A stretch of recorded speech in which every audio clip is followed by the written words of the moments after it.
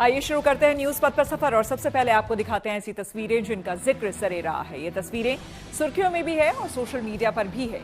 इनसे आपका बाखबर होना बेहद जरूरी है क्योंकि चौराहे पर इन्हीं की चर्चा है और चर्चा अयोध्या में कल से शुरू होने वाली 14 कोसी परिक्रमा की भी है।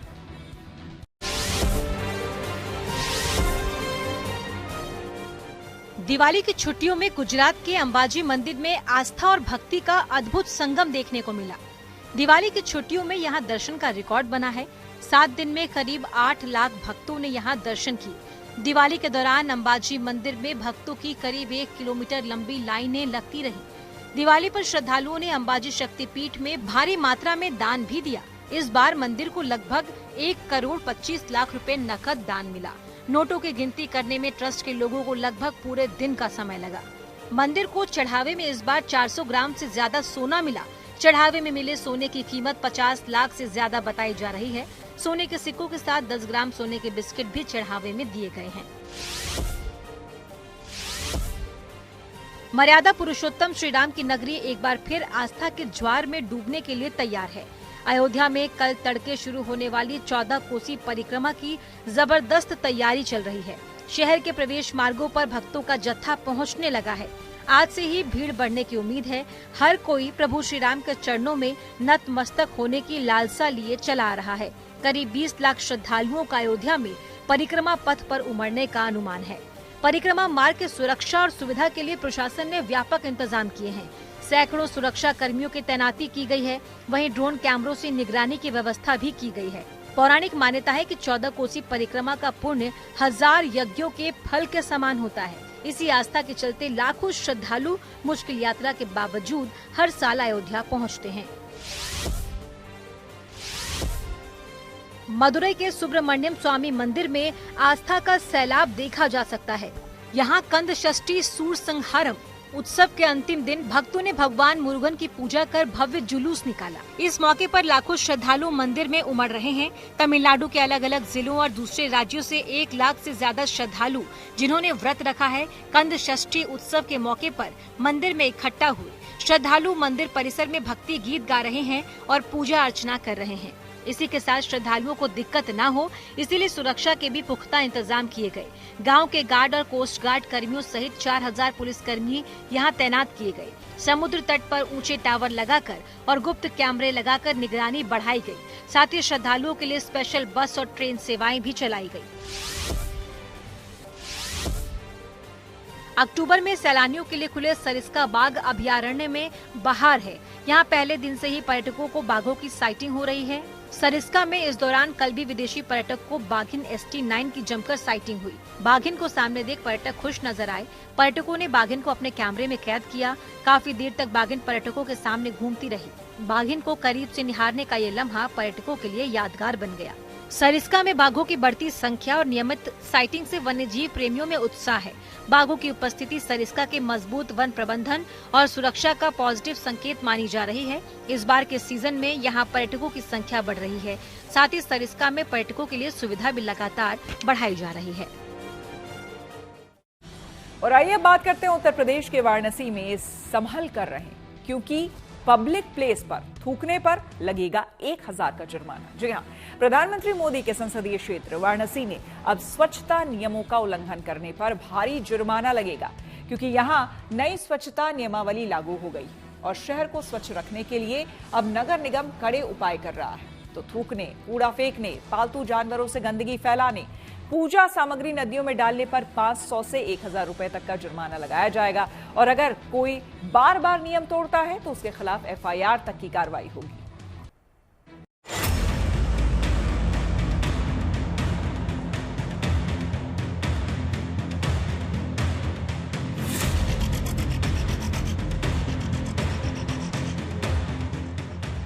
अगर आप प्रधानमंत्री मोदी के संसदीय क्षेत्र वाराणसी में रहते हैं और सुबह मॉर्निंग वॉक पर निकले हैं और साथ में अपने पालतू डॉगी को ले गए हैं तो जान लीजिए कि अगर आपके पालतू डॉगी ने रास्ते पर कहीं पॉटी कर दी तो आपके ऊपर नगर निगम 500 रुपए का जुर्माना लगा देगा।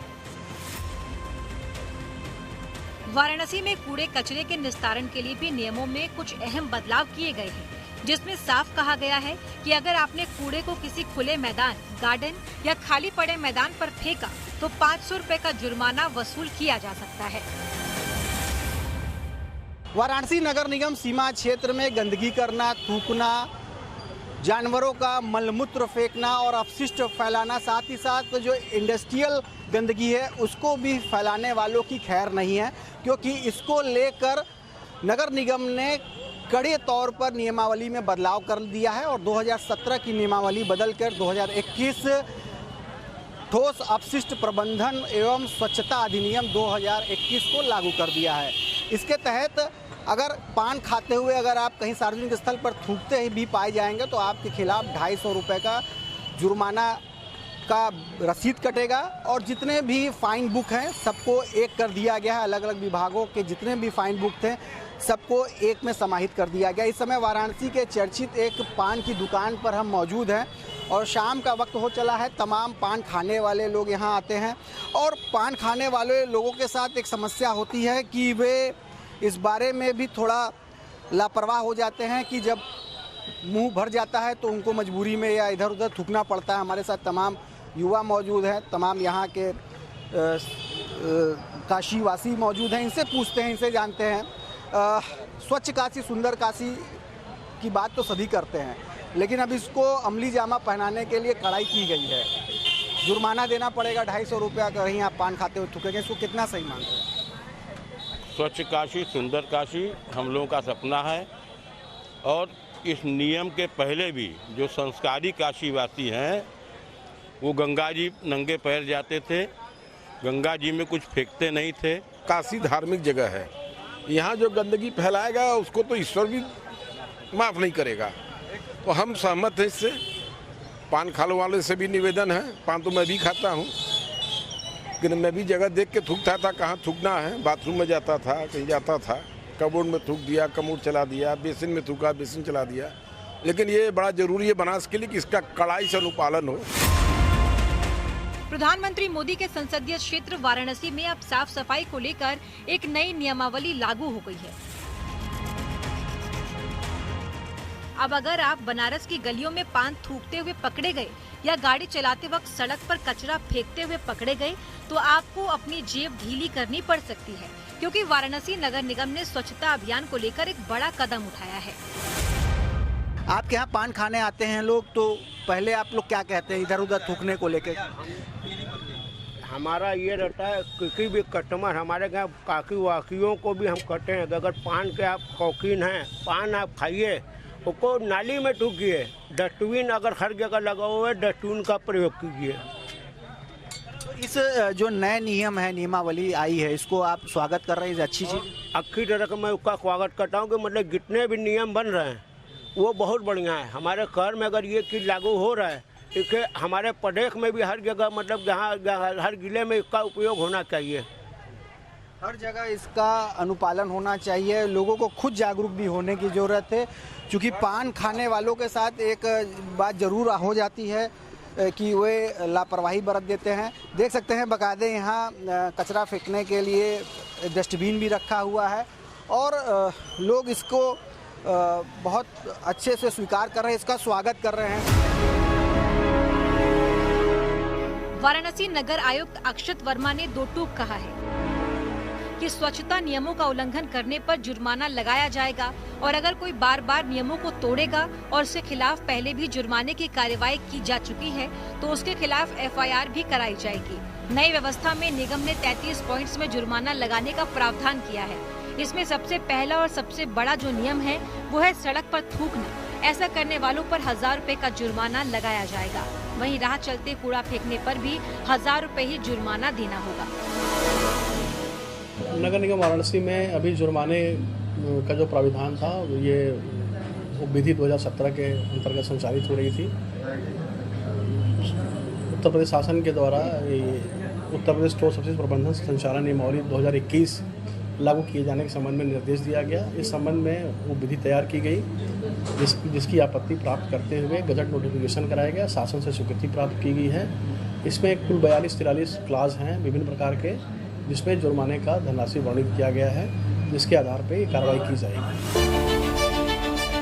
नए नियमों के तहत नदियों, शहर के सीवर या फिर कोई भी जलमार्ग में अगर आप पूजन सामग्री डालते हैं तो 750 रुपए का जुर्माना लगाया जाएगा। वहीं सड़क, फुटपाथ या फिर किसी भी पब्लिक प्लेस पर गंदगी फैलाते पकड़े गए तो 500 रुपए जुर्माना देना होगा। स्कूल, हॉस्पिटल, मंदिर या फिर किसी ऐतिहासिक इमारत के आसपास गंदगी करने पर 750 रुपए का जुर्माना भरना पड़ सकता है। यहाँ तक कि अगर अपने घर या परिसर में कूड़े को 24 घंटे से ज्यादा रखा तो 500 रुपए के जुर्माने का प्रावधान किया गया है। कूड़े कचरे के अलावा शहर में प्लास्टिक भी एक बड़ी समस्या है, जिससे छुटकारा पाने और इसके इस्तेमाल पर पूरी तरह से रोक लगाने के लिए निगम ने कमर कस ली है। ऐसे में प्रतिबंधित प्लास्टिक, थर्मोकोल के इस्तेमाल, उसके प्रोडक्शन और डिस्ट्रीब्यूशन पर भी कठोर कार्रवाई की जाएगी। इसके अलावा बिल्डिंग कंस्ट्रक्शन के दौरान निकला मलबा या फिर तोड़ फोड़ में निकला मलबा भी सड़कों या नालियों के किनारे फेंकने पर 3000 रुपए का जुर्माना लगाया जाएगा। देखिए, जुर्माना आप कितना भी कर दीजिए, जब तक मशीनरी उसका फॉलोअप नहीं लेगी, 100, 200, 500 लोगों को उसके दायरे में नहीं लाएगी रोज, तब शायद ये परवान चढ़े। तो कानून बने हुए हैं, थाने बने हुए हैं, तो क्या चोरी डकैतियाँ नहीं होती हैं? कानून बनाया नगर निगम ने कि भी थूकने वाले भी जुर्माना किया जाएगा, तो 100, 200, 500 लोगों का रोज जुर्माना हो। उनको ये नहीं लगे साहब जबरदस्ती मेरे पे जुर्माना कर रहे हैं, उसकी पिक्चर होगी साहब ये आपने थूका है, जुर्माना दीजिए। जगह जगह कैमरे लगे हुए हैं, तो जिनका तंत्र है उसको सक्रिय होना पड़ेगा और तभी काशी स्वच्छ दिखेगी। तभी काशी स्वच्छ दिखेगी। सिर्फ नियम बन जाने से नहीं होता है, बल्कि उसको अमली जामा भी पहनाया जाना बेहद ज़रूरी है। इसके पहले भी नियम था, पहले की जो नियमावली थी नगर निगम वाराणसी की, वे भी अपने आप में पर्याप्त थी लोगों पर कड़ाई करने के लिए, उनको जागरूक करने के लिए, लेकिन बजाय उसके और भी कड़े नियम बनाए गए हैं।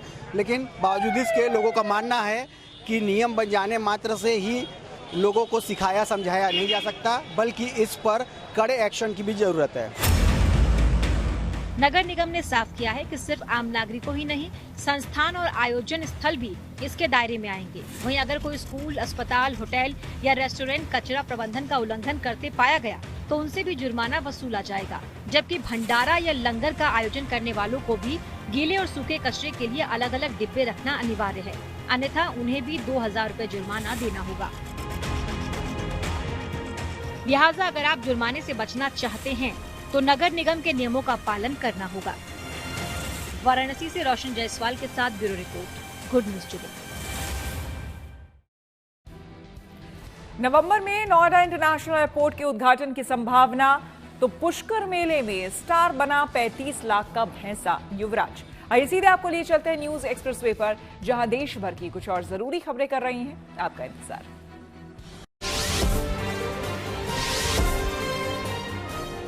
आज अंबाला के आसमान में भारत का गौरव दिखा जब राष्ट्रपति द्रौपदी मुर्मू ने अंबाला एयरफोर्स स्टेशन से राफेल फाइटर जेट में उड़ान भरी और एक नया कीर्तिमान बनाया।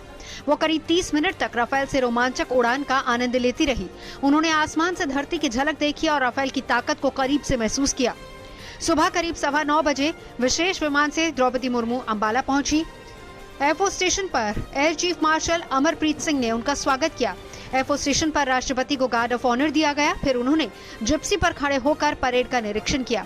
राष्ट्रपति ने जवानों से मुलाकात कर एयरफोर्स स्टेशन की यूनिट्स का निरीक्षण भी किया। फिर सुबह करीब 11:15 बजे राष्ट्रपति द्रौपदी मुर्मू ने अंबाला एयरफोर्स स्टेशन से राफेल में उड़ान भरी।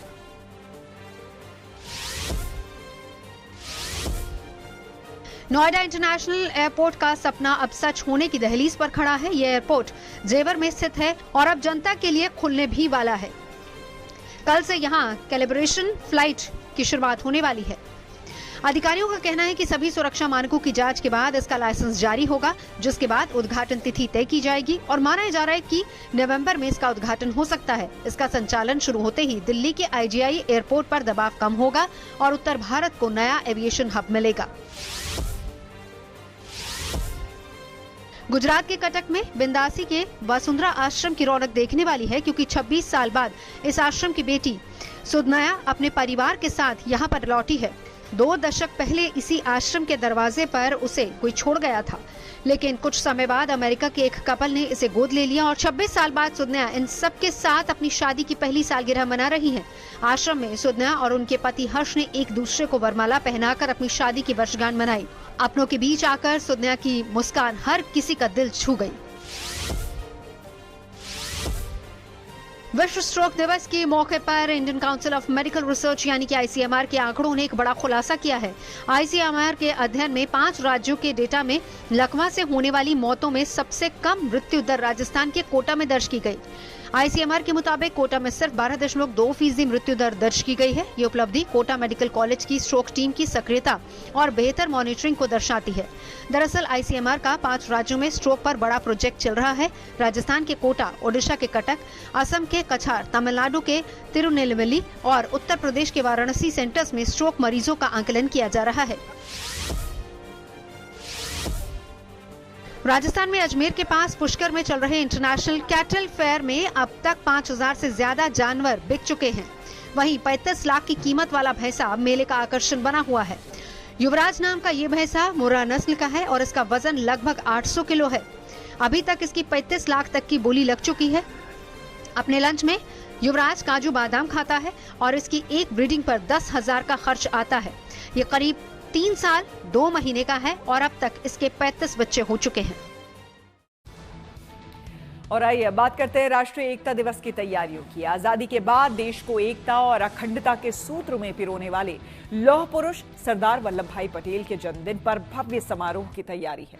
यह आयोजन एकता दिवस पर गुजरात के केवड़िया में स्टैच्यू ऑफ यूनिटी पर होगा।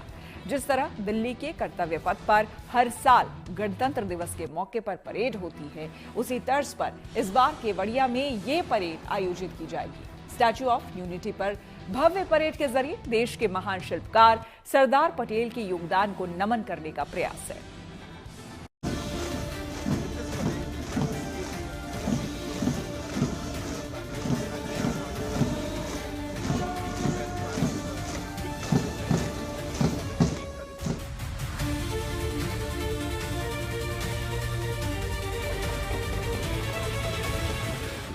ये भारत की एकता, अखंडता और राष्ट्रीय एकजुटता की भावना की अद्भुत मिसाल है।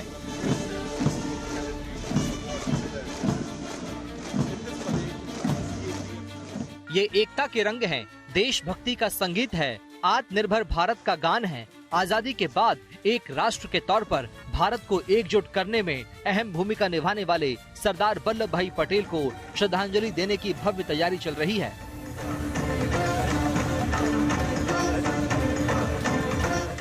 आधुनिक भारत की नींव रखने वाले लौह पुरुष सरदार पटेल की 31 अक्टूबर को 150वीं जयंती है। सरदार पटेल की जयंती को राष्ट्रीय एकता दिवस के तौर पर मनाने की परंपरा है, जिसके जरिए सरदार पटेल के असाधारण नेतृत्व और राष्ट्र को एकजुट रखने की भावना को नमन करते हैं। भारत की एकता और अखंडता के शिल्पकार लौह पुरुष सरदार पटेल के प्रति कृतज्ञता अर्पित करने के लिए जमीन से आसमान तक जोर शोर से तैयारी चल रही है।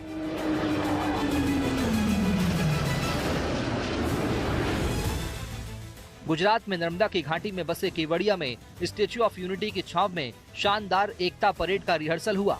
शुक्रवार यानी 31 अक्टूबर को होने वाले दिव्य और भव्य कार्यक्रम में पहले से फुल ड्रेस रिहर्सल की गई, जिसमें सेना और केंद्रीय सुरक्षा बलों के जाबाजों की भागीदारी दिखी। उनके साथ डॉग स्क्वाड ने भी बढ़ चढ़कर हिस्सा लिया। इवेंट नंबर 5 रस्सी का पुल। इस इवेंट से पहले हम इतना जरूर कहना चाहेंगे कि खुली आंखों से इस रस्सी के पुल को पार करना फिर भी आसान होगा, लेकिन आंखों पर पट्टी बांधकर। राष्ट्रीय एकता दिवस से जुड़ी इस रिहर्सल के दौरान एकता, सद्भाव और देशभक्ति का संदेश दिया। सबसे पहले BSF यानी सीमा सुरक्षा बल के रणबांकुरे गुजरे। ये पूरी दुनिया में फेमस वो दल है जिसके नाम कई वर्ल्ड रिकॉर्ड शामिल है। इसके बाद हिमवीर यानी ITBP के जवान की बारी आई, जो बेहद सधे हुए कदमों के साथ आगे बढ़े। वहीं हिंदुस्तान मेरी जान की धुन बजाते CRPF बैंड ने सभी का ध्यान अपनी तरफ खींचा। इसी तरह SSB का डॉग स्क्वाड इस परेड में अपनी छाप छोड़ने में कामयाब रहा। इन डॉग्स ने अलग अलग करतब तो दिखाए ही, साथ ही संयम और संतुलन से सीढ़ी से उतरकर अपनी सूझबूझ का परिचय दिया। किसी ने पलक झपकते 18 फीट ऊंची दीवार लांघ दी, तो किसी ने आंखों पर पट्टी बांधकर रस्सियों का पुल पलक झपकते पार कर लिया। मजेदार बात यह है कि सभी डॉग्स भारतीय नस्ल के हैं, जिन्हें देश में ही ट्रेन किया गया। इस भव्य और दिव्य समारोह में देशभक्ति के साथ साथ संस्कृति के रंग भी दिखेंगे। फुल ड्रेस रिहर्सल में पारंपरिक वेशभूषा में शामिल लोक कलाकारों ने परफॉर्म किया और अपनी अदाकारी से लौह पुरुष सरदार पटेल को नमन किया। पारंपरिक वाद्य कलाकारों ने ऐसी तान छेड़ी कि चारों दिशाएं गूंज उठी।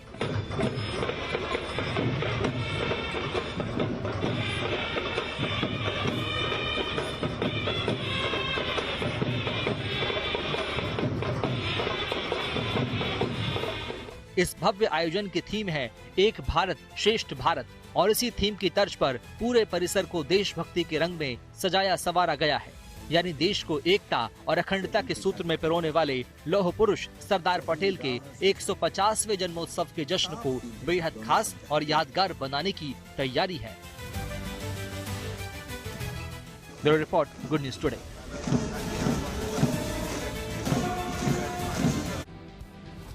न्यूज फिर पर आगे है धन बाजार, जहां शेयर बाजार से लेकर कारोबार तक की सभी अहम खबरें होती हैं और इसका सीधा रिश्ता आपकी आमदनी आपकी जेब से होता है। तो तेज रफ्तार खबरों के बीच ये जरूरी खबरें छूट न जाए, इसलिए सीधे आपको लिए चलते हैं धन बाजार।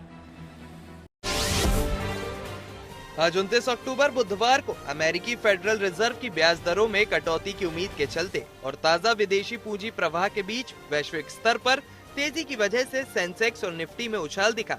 सेंसेक्स 368.97 अंक बढ़कर 84,997.13 अंक पर बंद हुआ, तो वहीं निफ्टी 117.70 अंक बढ़कर 26,053.90 अंक पर पहुंच गया।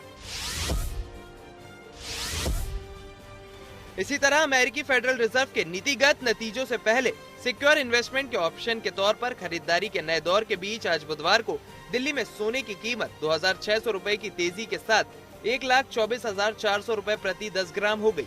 सोने के साथ चांदी में भी तेज उछाल आया और इसकी कीमत 6,700 रुपए बढ़कर 1,51,700 रुपए प्रति किलोग्राम हो गई। आज बुधवार 29 अक्टूबर को अमेरिकी डॉलर के मुकाबले भारतीय रुपया 8 पैसे मजबूत होकर 88.21 पर बंद हुआ। ये बढ़त मजबूत घरेलू बाजारों और भारत अमेरिका के बीच संभावित व्यापार समझौते को लेकर बनी उम्मीद के चलते हुई। कच्चे तेल की कीमतों में नरमी ने भी निवेशकों का भरोसा बढ़ाया। हालांकि आयातकों की डॉलर मांग और अमेरिकी FOMC बैठक के फैसले से पहले सतर्कता ने रुपए में तेज बढ़त को सीमित कर दिया। न्यूज पथ के सफर में अब सोशल अड्डा का रुख करते हैं, जहां आज बात होगी देवभूमि उत्तराखंड की। दिल्ली समेत तमाम जगहों पर बसे लाखों लोग हर साल घूमने के लिए उत्तराखंड के अलग अलग हिल स्टेशन पर जाते हैं। कई लोग तो सफर के लिए निजी वाहनों का इस्तेमाल करते हैं, लेकिन अब उत्तराखंड जाने वाली गाड़ियों पर एक नया टैक्स लगेगा। उत्तराखंड सरकार ने अब राज्य में बाहर से आने वाले यात्रियों से ग्रीन टैक्स लेने का फैसला किया। जानकारी के मुताबिक दिसंबर से दूसरे राज्यों से उत्तराखंड में प्रवेश करने वाले वाहनों को ग्रीन टैक्स देना पड़ेगा। उत्तराखंड परिवहन विभाग के अधिकारियों ने कहा है कि टैक्स की दरें वाहन के आधार पर अलग अलग रहेंगी। छोटी प्राइवेट गाड़ियों के लिए ग्रीन टैक्स 80 रुपए तय किया गया है, जबकि छोटे मालवाहक वाहनों पर 250 रुपए टैक्स लगेगा। बसों के लिए टैक्स की दर 140 रुपए होगी, जबकि ट्रक के वजह से के हिसाब से टैक्स 120 रुपए से 700 रुपए तक होगा। उत्तराखंड सरकार ने ग्रीन टैक्स लगाने का कदम राज्य में पर्यावरण की सुरक्षा के लिए उठाया है। इस कदम का उद्देश्य राज्य में बढ़ते प्रदूषण को कम करो और देहरादून, मसूरी, नैनीताल और ऋषिकेश जैसे हिल स्टेशन की प्राकृतिक सुंदरता को बनाए रखना है। उत्तराखंड सरकार इस टैक्स को वसूलने के लिए एक ऑटोमेटेड डिजिटल टैक्स सिस्टम शुरू करने जा रही है। यह सिस्टम ANPR यानी कि ऑटोमेटिक नंबर प्लेट रिकॉग्निशन कैमरों की मदद से काम करेगा। राज्य के 37 बॉर्डर एंट्री पॉइंट्स पर ये स्पेशल कैमरे लगाए जाएंगे, जो कि राज्य में प्रवेश करने वाले वाहनों की नंबर प्लेट अपने आप स्कैन करेंगे। इसके बाद ये हाईटेक सिस्टम फास्टैग के जरिए खुद ब खुद टैक्स की प्रक्रिया पूरी करेगा, जिससे कि टोल बूथ पर रुकने या फिर मैनुअल टैक्स देने की जरूरत नहीं पड़ेगी। जिन वाहनों को छूट मिलेगी उनमें 2 पहिया वाहन, इलेक्ट्रिक और CNG वाहन, सरकारी वाहन, एम्बुलेंस और फायर ब्रिगेड की गाड़ियां शामिल हैं। उत्तराखंड सरकार का अनुमान है कि इस ग्रीन टैक्स के जरिए हर साल लगभग 100 से 150 करोड़ रुपए तक का राजस्व प्राप्त होगा। दरअसल पिछले कुछ वर्षों में उत्तराखंड के पहाड़ी इलाकों में पर्यटकों और वाहनों की संख्या बहुत बढ़ गई है। इससे प्रदूषण और पर्यावरण को नुकसान पहुंचने की चिंता भी बढ़ी है। इसी वजह से सरकार ने ग्रीन टैक्स लागू करने का फैसला किया है। इस मुद्दे पर हमने लोगों से बात की और उनकी राय जानी। देखिए, जैसे टूरिस्ट हम लोग आ रहे हैं वहाँ से, अब हमें मसूरी आने के लिए इतने टैक्सेस देने पड़ रहे हैं, तो हमारे पॉकेट में भी कितना बर्डन पड़ रहा है। जैसे हम लोग आएंगे तो रुकेंगे भी 1-2 दिन, और उसमें ही हम लोग इतने सारे टैक्सेस वगैरह देके आ ही रहे हैं मसूरी, तो फिर हमारी मतलब बजट जो हम लोग एक घर से बना के लाए हैं, फिर वो तो बिगड़ ही रहा है। मैंने एक पहले नीचे कोई टोल था वहाँ पे दिया है, फिर हम लोग ऊपर आए हैं, फिर यहाँ पे बैरियर में दिया है। मतलब टैक्सेस टोल पे तो अलग पड़ रहे हैं, लेकिन और ज़्यादा टैक्सेस भी आए हैं यहाँ पे। मसूरी की फैसिलिटीज़ की बात करें तो कितनी फैसिलिटीज़ दिखाई दे रही है आपको? Facilities according to the tax तो नहीं अच्छी है वैसे, मतलब जितना टैक्स लिया जा रहा है उसके हिसाब से फैसिलिटीज़ तो हम एक्सपेक्ट ज़्यादा ही करते हैं इससे, जो अभी फ़िलहाल है इसमें। उत्तराखंड सरकार से क्या कहना चाहेंगे आप? बस सरकार से तो यही है कि थोड़ा टैक्स कम कर दीजिए, या तो टैक्स अगर आप ले रहे हैं तो उस हिसाब से फैसिलिटीज़ कर दीजिए, तो यार दोनों में से एक चीज़ मतलब थोड़ा कंट्रोल हो जाए। देखिए, अगर देखा जाए तो ये बड़ा सराहनीय फैसला है, बहुत अच्छा है, लेकिन इस पे बस एक चीज़ देखने वाली है कि जो पैसा ग्रीन सेस के नाम पे लिया जा रहा है, यदि वो ग्रीन सेस के नाम पे एनवायरनमेंट पे इन्वेस्ट हो और यहाँ पे क्लीननेस पे इन्वेस्ट हो, जितना भी एनवायरनमेंट इफेक्ट हो रहा है, एयर क्वालिटी इंप्रूव करने में इन्वेस्ट हो, तो ही ग्रीन सेस का फ़ायदा है। और मेरे को नहीं लगता कि इससे कोई पर्यटन को भी नुकसान होगा, क्योंकि पर्यटक भी देखिए छोटा सा अमाउंट अगर यदि अच्छा पर्यावरण के लिए देने को तैयार है, वो पर्यटक भी ये चाहता है कि देखिए अगर हम वो पैसा दे रहे हैं और पर्यावरण को बचाने के लिए वो पैसा आ रहा है तो वो सही जगह इस्तेमाल हो जाए, तो लगता है ये टैक्स अच्छा ही होगा। टैक्स तो अपने आप में ही बुरा होता है, चाहे कहीं पे भी लगे। आप पहले ही देखिए ना, पहले ही उत्तराखंड पे कितने ज़्यादा टैक्स थे। आपको पर्यटन टैक्स दे रहे हैं, इको शुल्क यहाँ पे दे रहे हैं, पार्किंग के लिए शुल्क दे रहे हैं, तो पर्यटन तो इससे अच्छा है। मुझे लगता है कि मसूरी में बहुत बुरा असर पड़ेगा, जितने पर्यटन क्षेत्र है। इतना ज़्यादा टैक्स लेने के बावजूद भी सरकार यहाँ पे कोई उस तरह की सुविधा तो कोई भी मुहैया नहीं करा रही है, जितना ज़्यादा अधिक से अधिक टैक्स ले रही है। आप बगल के राज्य में देखिए, हिमाचल में, वहाँ पे तो इस तरह का कोई टैक्स नहीं है, और मुझे लगता है कि यहाँ से ज़्यादा सुविधाएं वहाँ पे, तो कहीं ना कहीं इसका बुरा असर यहाँ के पर्यटन पे पड़ेगा ही पड़ेगा, निश्चित है। माना जाए तो मेरे ख्याल से तो अभी सही है जो सरकार के माध्यम से हो रहा है, तो इनके लिए तो काफ़ी बेहतर भी है। बहुत से चीज़ें देखा जाए तो इस सरकार ने चेंजिंग ला रही है, लेकिन इसका भी तो नया लिस्ट जारी हो चुका है, तो मेरे ख्याल से ये तो अभी सही है। जो बाहर से गाड़ियाँ आ रही हैं उनके कुछ अलग से रूल निकलेंगे, वो सरकार ने सारी लिस्ट बना रखी है, तो मेरे ख्याल से बिल्कुल सही है। मैं इसको सही पहली मानती हूँ, क्योंकि जिस तरीके से टूरिस्ट यहाँ पर आती हैं और इतना ज़्यादा रश हो जाता है, इतने ट्रैफिक जैम हो जाता है, और सबसे पहले वो जो गंदगी करते हैं वो लोग उस पर नहीं ध्यान देते हैं, तो वो थोड़ा सा उनको रोक लगेगी इस चीज़ के लिए। हाँ, ये हमने भी सुना है कि ग्रीन सेस लग रहा है दिसंबर से, और राज्यों में भी लगा हुआ है, तो ये एक अच्छी पहल लग रही है, क्योंकि उत्तराखंड में वैसे ही यात्री वगैरह बहुत आते हैं और यहाँ की हरियाली के लिए जाना जाता है उत्तराखंड, और पहाड़ों के लिए, तो ये बहुत ज़रूरी है। बस एक ही बात मेन है सोचने और समझने वाली, कि अगर उत्तराखंड की प्रगति के लिए और विकास के लिए पैसा खर्च हो तो ज़्यादा अच्छा रहेगा। और अब बात मौसम की करते हैं। अक्टूबर जा रहा है और सर्दी धीरे धीरे आ रही है, क्योंकि पहाड़ों पर बर्फ बरस रही है, जिसका असर आने वाले दिनों में मैदानों पर नजर आने वाला है। वैसे भी इस बार जबरदस्त सर्दी की भविष्यवाणी है।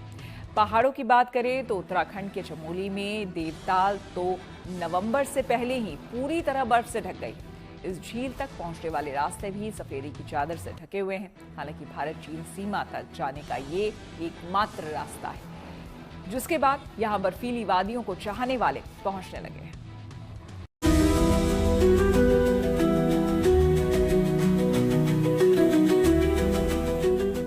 पहाड़ों से घिरे एक खूबसूरत झील, एक ऐसी झील जिसे नीले आसमान का अक्स कहा जाता है।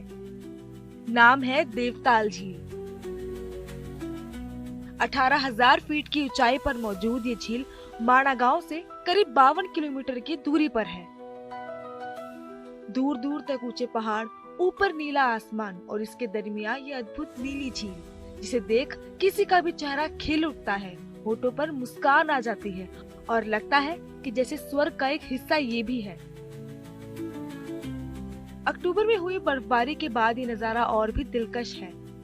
पहाड़ों की चोटियां बर्फ की चादर ओढ़े हुए हैं और उन पहाड़ों के दरमियान देवताल भी बर्फ के आगोश में है। पानी ठंड की वजह से जम चुका है। बर्फ की मोटी परत झील पर जमी है और वहाँ मौजूद सैलानियों के चेहरों पर खुशी की लहर है। बोलो भगवान बद्री विशाल की जय। बोलो भगवान बद्री विशाल की जय। जितना हसीन नजारा देवताल में है, उतनी ही दिलकश वो सड़क है जो देवताल तक जाती है। सड़क के दोनों तरफ बर्फ ही बर्फ दिख रही है।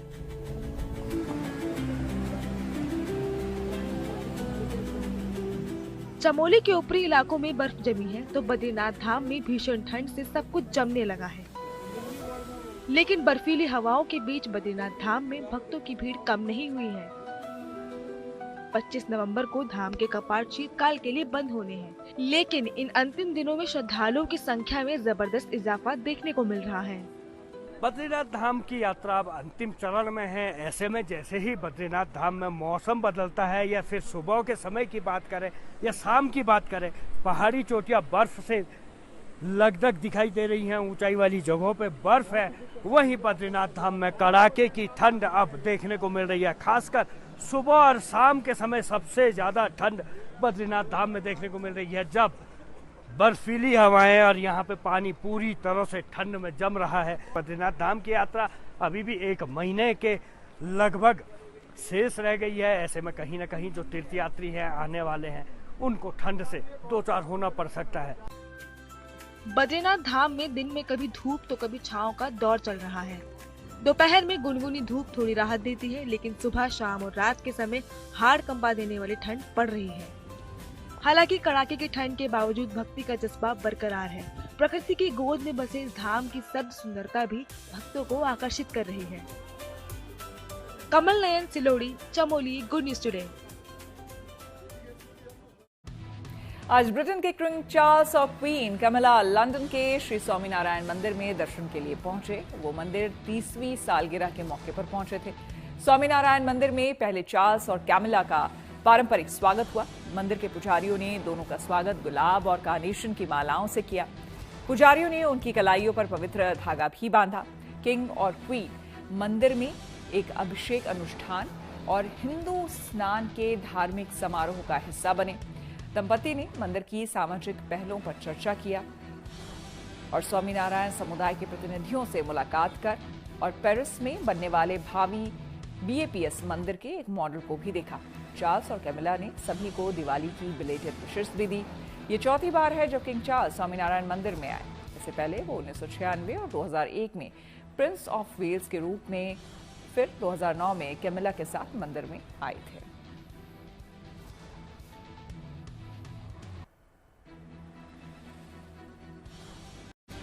और चलिए अब आपको एक ऐसी इमोशनल स्टोरी दिखाते हैं जिसे आप जिंदगी का चमत्कार भी कह सकते हैं। ये कहानी ओडिशा के कटक की है, जहां एक बेटी 26 साल बाद अपनों के बीच लौटी। ये लौटना इसलिए अहम था क्योंकि ये वापसी उस आश्रम में थी जहां एक बेटी को कोई लावारिस हाल में छोड़ गया था।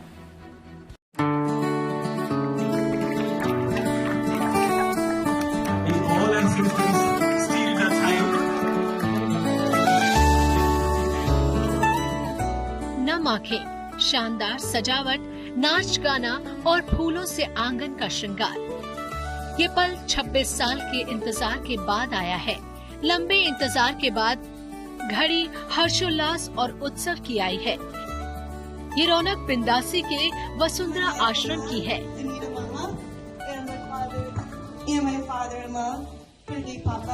क्योंकि 26 साल बाद इस आश्रम की बेटी सुधन्या अपने परिवार के साथ यहाँ लौटी है। 2 दशक पहले इसी आश्रम के दरवाजे पर जिस बच्ची को छोड़ दिया गया हो, किसे पता था कि कुछ ही समय बाद इस बच्ची के किस्मत के सितारे चमकेंगे और अमेरिका का एक कपल इसे गोद लेगा।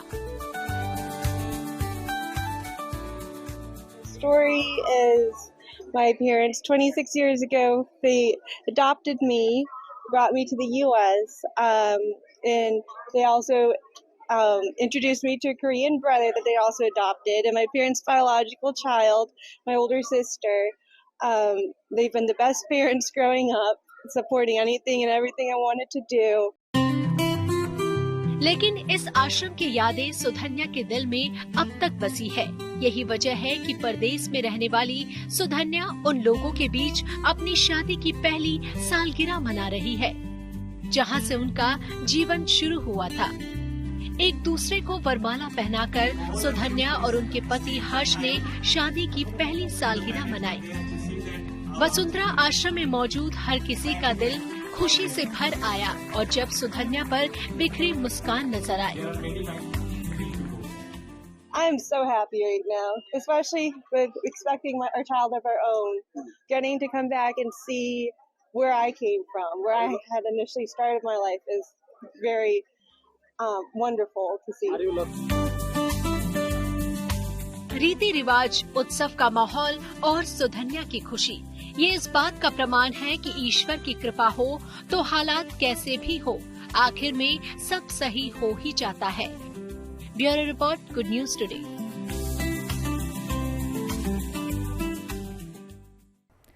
रोहित शर्मा पहली बार नंबर 1 बल्लेबाज बने तो 150 छक्के लगाकर सूर्य कुमार यादव ने रचा इतिहास। खेल जगत से जुड़ी ऐसी ही इंटरेस्टिंग खबरों को जानने के लिए आइए सीधे आपको लिए चले खेल चक्कर। पूर्व भारतीय कप्तान रोहित शर्मा ने इतिहास रच दिया। वो आईसीसी वनडे बल्लेबाज रैंकिंग में नंबर 1 स्थान हासिल करने वाले सबसे उम्रदराज भारतीय क्रिकेटर बन गए हैं। 38 साल 182 दिन की उम्र में मुंबई के ओपनर ने 2 पायदान की छलांग लगाकर भारत के मौजूदा कप्तान शुभमन गिल को पीछे छोड़ते हुए पहली बार अपने करियर में ये टॉप स्थान हासिल किया है। रैंकिंग में 781 रेटिंग पॉइंट के साथ रोहित पहले स्थान पर हैं। ऑस्ट्रेलिया के खिलाफ हाल ही में खत्म हुई वनडे सीरीज में शानदार फॉर्म दिखाने के बाद रोहित ने यह मुकाम पाया है। कैनबरा में भारत और ऑस्ट्रेलिया के बीच टी20 सीरीज के पहले मैच में सूर्य कुमार यादव ने 2 छक्के जड़ते ही एक बड़ा रिकॉर्ड अपने नाम कर लिया। उन्होंने अपने टी20 करियर में 150 छक्के पूरे किए और एक खास लिस्ट में सबसे आगे निकल गए। सूर्य कुमार यादव ने 150 छक्के लगाकर एक ऐसा कमाल करके दिखाया है जो इससे पहले दुनिया के सिर्फ 4 खिलाड़ी ही कर सके थे। उनसे पहले ये कारनामा पूर्व भारतीय कप्तान रोहित शर्मा ने किया था, लेकिन सूर्या ने पारियों के मामले में रोहित को पीछे छोड़ दिया है। रोहित ने ये मुकाम 111 पारियों में हासिल किया था, जबकि सूर्य कुमार ने सिर्फ 86 पारियों में ही ये रिकॉर्ड अपने नाम कर लिया। इससे वो भारत के लिए सबसे तेज 150 टी20 छक्के जड़ने वाले बल्लेबाज भी बन गए हैं। भारत और ऑस्ट्रेलिया के बीच चल रही टी20 सीरीज का पहला मैच बारिश के चलते बेनतीजा रहा। कैनबरा में बार बार हो रही बारिश की वजह से 2 बार खेल रोकना पड़ा। आखिरी बार जब खेल रोका गया तब भारतीय टीम ने पहले बल्लेबाजी करते हुए 58 गेंदों में यानी 9.4 ओवर में 1 विकेट खोकर 97 रन बना लिए थे। शुभमन गिल 37 और कप्तान सूर्य कुमार यादव 39 रन पर नाबाद रहे। अभिषेक शर्मा 19 रन बनाकर आउट हुए। उन्हें नाथन एलिस ने टिम डेविड के हाथों कैच कराया। कल होने वाले महिला विश्व कप सेमीफाइनल 2 से पहले भारत को गुड न्यूज मिली है। आईसीसी ने विश्व कप के बाकी मैचों के लिए प्रतिका रावल की जगह शेफाली वर्मा को टीम में शामिल करने की मंजूरी दे दी है। दरअसल फॉर्म में चल रही सलामी बल्लेबाज प्रतिका रावल वर्ल्ड कप से बाहर हो गई थी। फील्डिंग करते वक्त प्रतिका के घुटने और टखने में चोट लग गई थी और अब प्रतिका की जगह शेफाली वर्मा को वर्ल्ड कप में खेलने की मंजूरी मिल गई है। शेफाली को ओपनिंग करने का अनुभव है। वो स्मृति मंधाना के साथ कई मुकाबलों में ओपनिंग कर चुकी है। जम्मू कश्मीर इन दिनों मैराथन की तैयारियों में जुटा है। कश्मीर मैराथन के दूसरे सीजन से पहले अखनूर में बीएसएफ ने गाखरियाल इंटरनेशनल बॉर्डर पर मैराथन आयोजित की। इस मैराथन की खास बात ये रही कि इसमें बड़ी संख्या में लड़कियां भी शामिल हुई। वहीं दूसरी तरफ कश्मीर मैराथन के दूसरे सीजन की तैयारियां तेज हो गई हैं। सीएम उमर अब्दुल्ला ने इसकी जर्सी और दूसरे सामान का अनावरण कर दिया है। कश्मीर मैराथन का आयोजन 2 नवंबर को डल झील के किनारे होगा। इसी के साथ न्यूज पथ में मेरे यानी कि श्वेता झा के साथ फिलहाल इतना ही। देश दुनिया की तमाम पॉजिटिव खबरों के लिए आप देखते रहिए गुड न्यूज टुडे।